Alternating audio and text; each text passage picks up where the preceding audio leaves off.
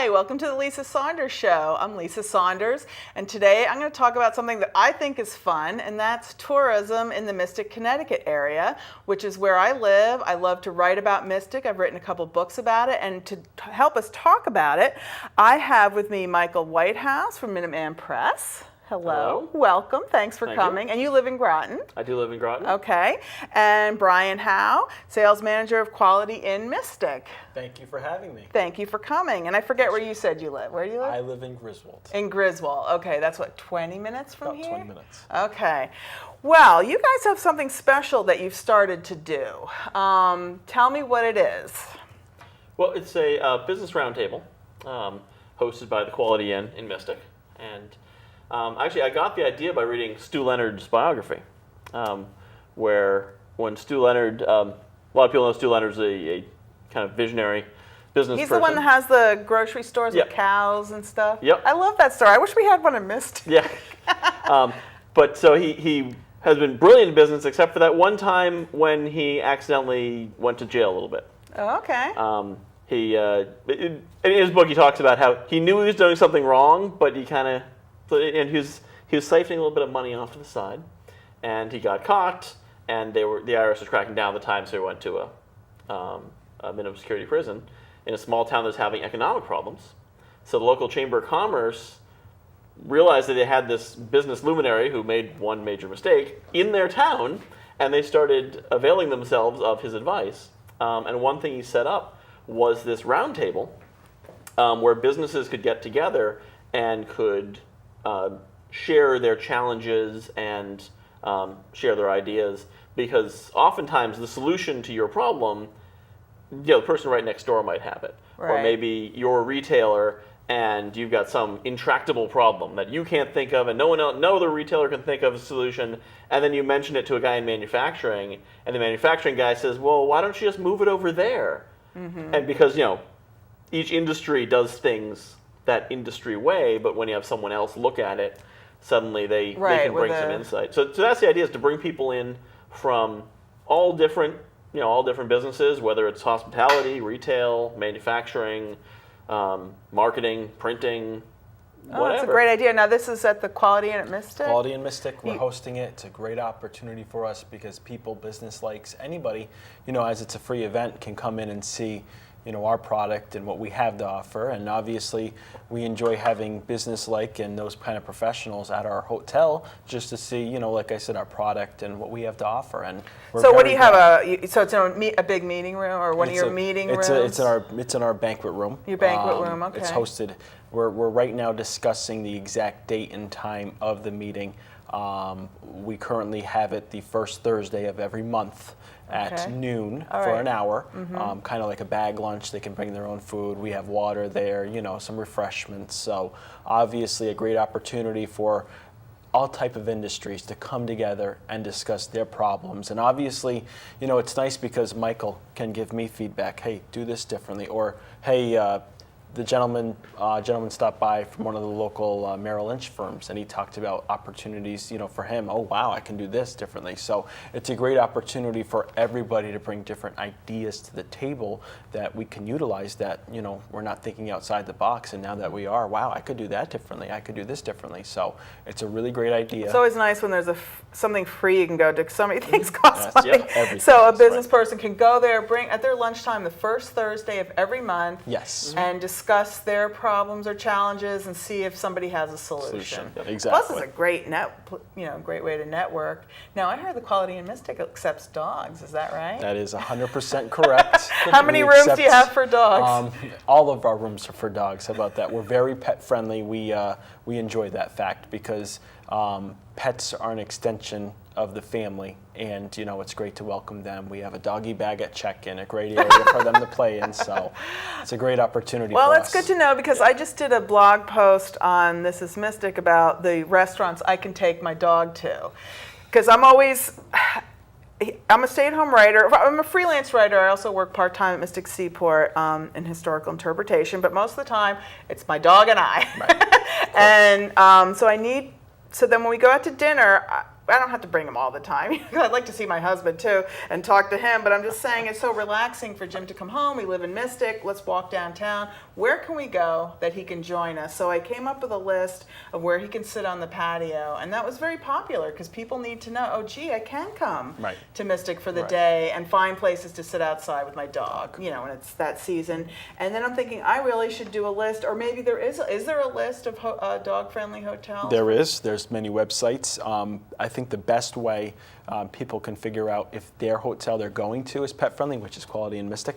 No, it's by visiting their website and just saying, it says on each website whether or not, because some hotels don't take pets. Right. Oh, so, I know they don't. Obviously, if they visit that hotel's website, it'll have all those pet policies there for them, so they can explore and you're close and to see the aquarium what they'd like to stay and in. Old Mystic Village and Mystic Seaport and all that. So Correct. You're close to everything. Very close. Yeah, one of the things that actually came out of the roundtable we had most recently, because talking about networking, is when I was talking to Brian about what he was looking to do in terms of work with groups and whatnot. Mm-hmm. Since that was fresh in my mind, the pirate invasion, they needed some places for people to stay. And I was thinking, wait, I was just talking to Brian about this, and they're looking for those kinds of groups. I bet they'd be very open to making some good accommodations for them, and sure enough, and it's great because they're right nearby downtown, right? And so they're able to work well with them, and they're very good about working with. That's one thing I find with networking events is the people I meet at a networking event, whether it's BNI, Business Network International, or this kind of roundtable or Business After Hours. With the Greater Mystic Chamber of Commerce. Or with any of them. Right. But generally I find that the people who attend those kind of events have more of a community-minded mindset. Right. And they're not all about, how much money can I get out of you right now? Right. It's more how can we work together? Right. How can we, leverage each other's assets and each other's connections? And when you do that, everyone does better. Right. Because it didn't cost me anything to be thinking about. So, and in fact, it solved a problem because they were talking in the meeting. They were saying, yeah, we're going to need to find some place, and maybe we'll call this guy, and I've got a number for this guy, but I'm not sure if it's the right number, but I'll try it. And I said, and after the meeting, I talked to him. I said, oh, just give Brian a call. I'm sure he'll take care of you. And boom, we were able to do that because that's the advantage of having that kind of networking connections. That it's not all about having connections so people will give you business. It's often about having connections so you can give it to others. Right. Because in BNI, there's a concept called giver's gain, which is if you're always focused on giving out referrals and giving out business, it will come back. Right. But if you're always focused on what's for me, give, right. That's when people look at you as someone who's always taking, and then you don't get as much. Right. So it works out, and being So be what a do good you person think really are does the work. challenges? What are some of the challenges people are facing? In regards to? Well, in the Mystic area now, what is it, the tourism budget? Or what? Some budget was cut. What was that? Explain that to me. Dan Malloy, the governor of Connecticut, has slashed quite a bit of the budget for tourism. In turn, most of Mystic and probably most of the state is seeing a lower amount of tourists visiting the area. We can attest to that. This summer we saw a huge downturn in tourists visiting Connecticut. That's because not as many ads are being played throughout the region. The welcome centers are closed, so they're not having that guest interaction. Hey, you're going to Mystic. Oh, why don't you try here? Why don't you try there? So again, we're lacking in those areas. And I'm sure a major office, which is the Eastern Regional Tourism Center for Mystic and Eastern Connecticut, also closed. So they're still operating to a degree, just not to the nth degree which they used to do. So, myself, my team at the Quality Inn, we've all been faced with challenges to get those business opportunities out for guests. And thinking about all that, I know a lot of writers that write about Mystic, blog about Mystic. I send a newsletter out that reaches New Yorkers, some Boston, but I'm from New York, so a lot of my people are from New York. And I'm wondering, is there a way that writers can help hotels and other restaurants and businesses fill in the gaps, maybe by helping businesses send out newsletters or I think, linking to fun articles or any, tell me what you think. Well, this world is going more towards social media and in turn with blogging. So, if there's a way that we can better word and better get our amenities and our offerings of hotels in general, what is there to offer? What brings them to Mystic? Why should they stay there? That way people, when they're looking around Google or whichever, that pops up that blog, and or people that visit that blog now see, wow, I could stay here. I could do this in Mystic, because there's plenty to do in Mystic. Well, because I'm seeing with my dog all the time, tourists come up to me asking me things, and I know that most of them a lot of them have no clue there's a downtown Mystic, I can tell you that. Yeah, we were talking because about that they think Old today. Mystic Village is the downtown Old Mystic. That actually happened when I first visited Mystic. I came as a tourist. Mm-hmm. I lived in Milford at the time, and we were looking for quick, inexpensive, overnight. At the time I worked Saturdays. My wife worked Saturdays, so we had from Saturday at 5 until Sunday night, and that was our weekend. I called it a car salesman's weekend because I was a car salesman. And so we figured let's go to Mystic because it seems like the best place we can get to nearby. And she found a nice bed and breakfast online. And we're taking that kind of trip. You don't really plan it out. You just kind of like I was the same way. You fling yourself in that direction. You see what you find. Well, because the way the signage is, when you do that, you drive down I-95. You get off at exit 90. You see Old Mystic Village. You go into it, and now Old Mystic Village is a great place. As shopping complexes go, it is probably possibly the best one I've ever seen. Prettiest place. It's amazing. Yeah. But it's still a shopping complex when you get down to it. It was built for that purpose. It's not. It's artificial. Disney World's also artificial, so it's not necessarily a bad thing. But it's not authentic old New England downtown. And we were going around through for a few hours, and suddenly it clicked to me. And I'm like, where's the water? I'm obviously not in Mystic because there's no water here. Right. And I realized we could have easily spent our entire day in downtown, in Old Mystic Village, without ever seeing downtown. And then we continued on, and this is actually a story that I told to some of the people when there was a debate about if they should change the signage on I-95. So I said, okay, let's go find the water. So we drove down Route 27. We took a left and had a wonderful dinner in Stonington Borough. We finally, towards the end of Sunday, made it to downtown Mystic. We never made it to the Groton side. I think we may have crossed the bridge and come back. We took a little, there's a little boat that docks by the bridge that does the tours. Mm-hmm. We did that. But other than that, we barely set foot in downtown. We spent most of our time in Old Mystic Village and in Stonington Borough. But I did know when I came as a tourist, I did know there was a downtown because those I always look for those colorful maps, and every place has them, thank goodness. Mm-hmm. So we actually did spend a lot of time downtown. So I'm not sure why other people don't know that, but maybe they're not the type that grab the map, the local map. I mean, there is a visitor center at Old Mystic Village. I think we may have grabbed a bigger map, and the map had Stonington Borough on it, and so. I think when we Googled restaurants, somehow the ones in the borough came up more than the ones downtown, or they came up as closer or something. At the Quality Inn, we actually, every guest that checks in, we give them, we call them the cartoon maps, but the maps of Mystic. Yeah.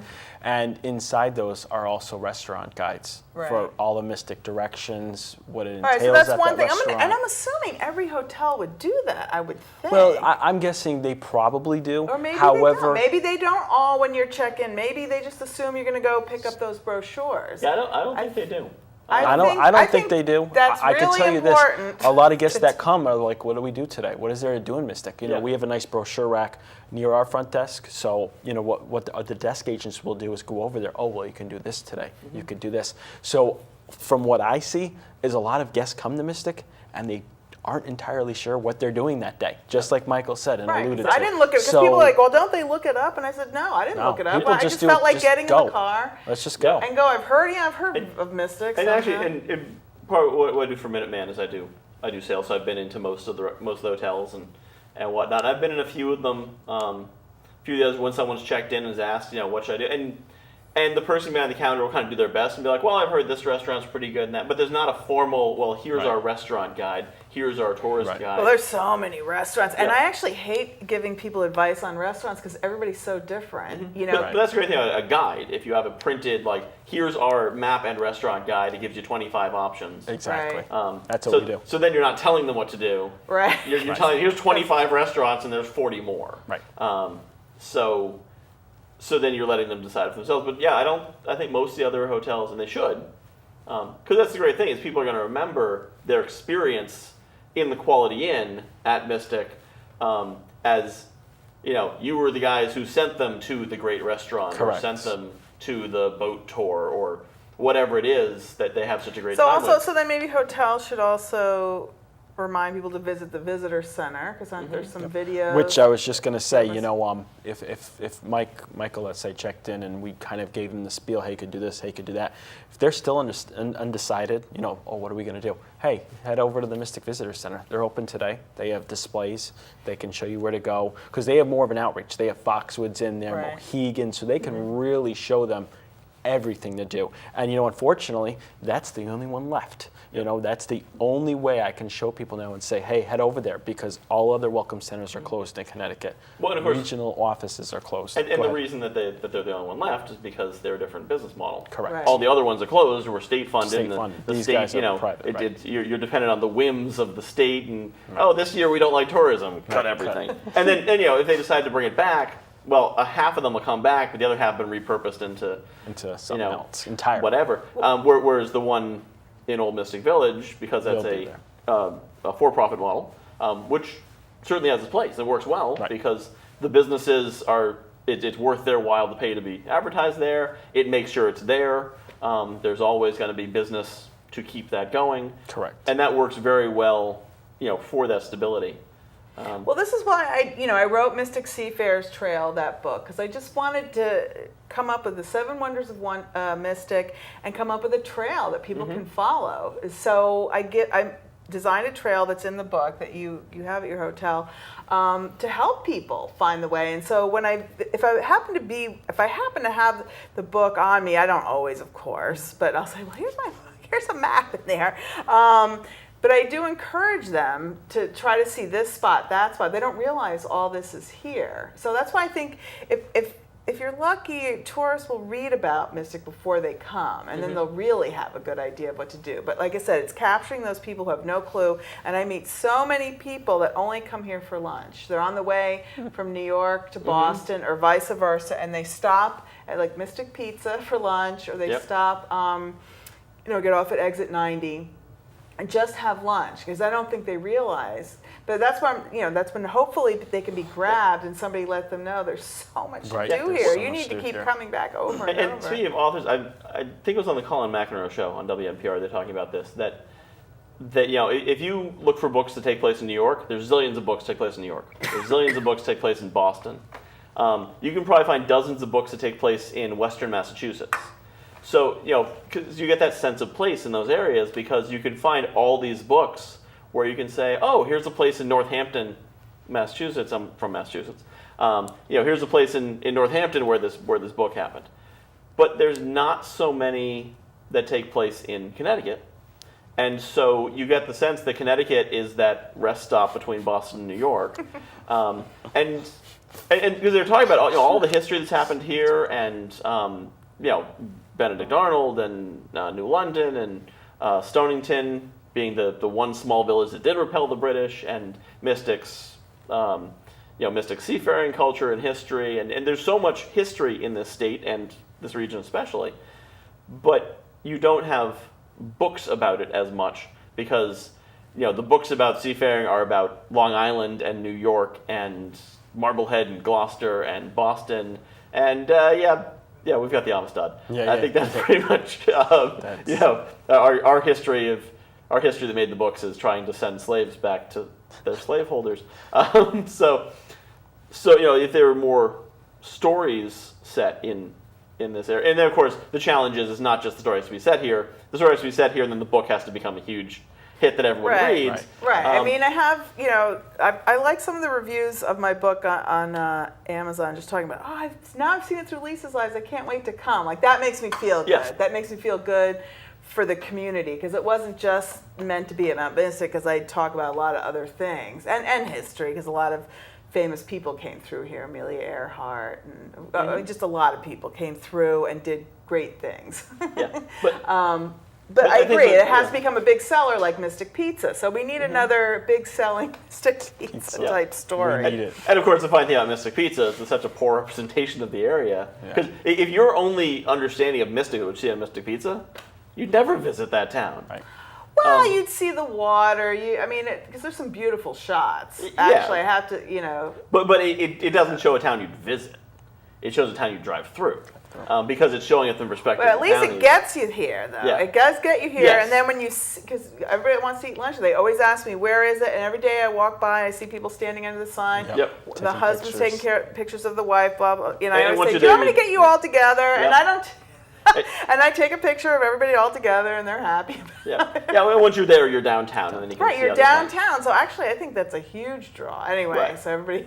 Yeah, no, and that is good, but it's it would be good to get the story out of, because the other thing is there's a lot of really interesting events here. There's like so we're many. talking about the pirate invasion. Yeah, there's up. one interesting event after another. Yeah, I mean, how many downtowns? I think next weekend is the Garlic Festival. Is that right? I think so. Yeah. It might be this weekend or next weekend. And I know next weekend is Mystic Eats. Mystic Eats, which is so it's probably this week. Yeah. And you've got the pirate invasion, which is all kinds of towns do like a food event. There's Taste of whatever or Blank Eats or whatever. And so Mystic Eats is a great event, but it's similar to others. An event that's really taken off in Mystic was the Mystic Village Lights Festival right before Christmas. Yep. I remember last year I visited it, and traffic was backed up, really, really backed up on 95. And we had guests actually stay at our hotel just to go see that event. So it felt nice, wow, people are actually coming to do the events here. So I think they sure do. I think the lighted there's plenty boat of parade when Santa comes by tugboat. That's so cool. Where else can you live where Santa comes by tugboat? But I know the Lights Festival has a great outreach for guests. They Facebook. You know what I mean? Outside the area. My experience is a lot of the events that Mystic holds now, mostly local tourists or local residents. So I think it's just a way that we need to get those events out to outreach more people outside the community that might come down, maybe stay for a night, make a couple days out of it. Like I said, it's up to writers and bloggers and Facebook and you know what I mean. Try to have something on your Facebook page that's exciting that people want to keep looking at. And it's also running those kinds of events that do draw. Like I ran RoCon, which was a small science fiction convention at the Ramada. Quality and didn't have enough rooms to accommodate it. Right. But at the Ramada has a larger ballroom space, and we had about 35 sci-fi writers, sci-fi and fantasy writers, and one science educator and some others. And most of the people we had were from all over. New York, New Jersey. I actually made a Google map of where everyone's from. The furthest away I got was Austria. Really? So is that what you amazing. write? Do you like to write that? Do you like to write science fiction? Is this why you did? I like to read science fiction. Oh, okay. I like to write it too, but I'm not very good at it and don't have time. So, yeah, she didn't actually come from Austria for the convention. She was visiting friends, but I still put her pin in Austria. So that's pretty cool. I could say I had someone come from Austria. International event.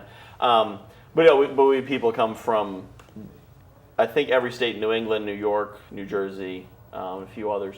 So that drew a lot of people in from outside. And a lot of people are generally aware of Mystic, but having those kinds of draw events is something that Mystic could really benefit from. And I think Pirates is going to only get bigger and bigger every year, I think, as people hear about it. Because that's a crazy event. That's so fun. Yeah. Well, and also, like, a lot of my connections are into the Renaissance Fair circuit and that'd be awesome. Sci-fi conventions and whatnot. And I think when they first developed one thing I found that's interesting is that groups will run like a pirate thing or a Renaissance thing or whatnot, but in a vacuum and not realize that there's a greater community of people. I'd heard that they were surprised that so many people just showed up in costume on their own. They were expecting, well, we're going to need to pay people to come in costume. And at the first one, there are all these people dressed up as pirates, and they'd ask them, what they're doing there, and they said, oh, there's a pirate event. So I put on my pirate. So I take my pirate costume out of the closet, and I put it on, and I drove down from New Hampshire to be here. So having those kinds of unique events. And maybe there should be like a Civil War event. Because a lot of the buildings are right for that era, and I have a Civil War dress. Maybe I should be putting on, exactly, I agree. Have a reenactors awesome. weekend or whatever. And you don't even, because mine isn't authentic. An authentic person would put their nose down at my hoop skirt and all that. But I like it. Or a steampunk event. A what? Steampunk. Steampunk? Steampunk. So steampunk it's a neo-Victorian subculture. It's kind of, you take like Jules Verne type writing, or if you ever saw the movie Wild Wild West with Will Smith, that kind of gives you a rough idea of what steampunk is. So it kind of goes that Victorian idea of the top hats and the dresses, but also the idea the steam powered, the gears and the brass. Now, who thinks of all these fun events? Is this the Mystic Chamber of Commerce, or? Well, anyone could.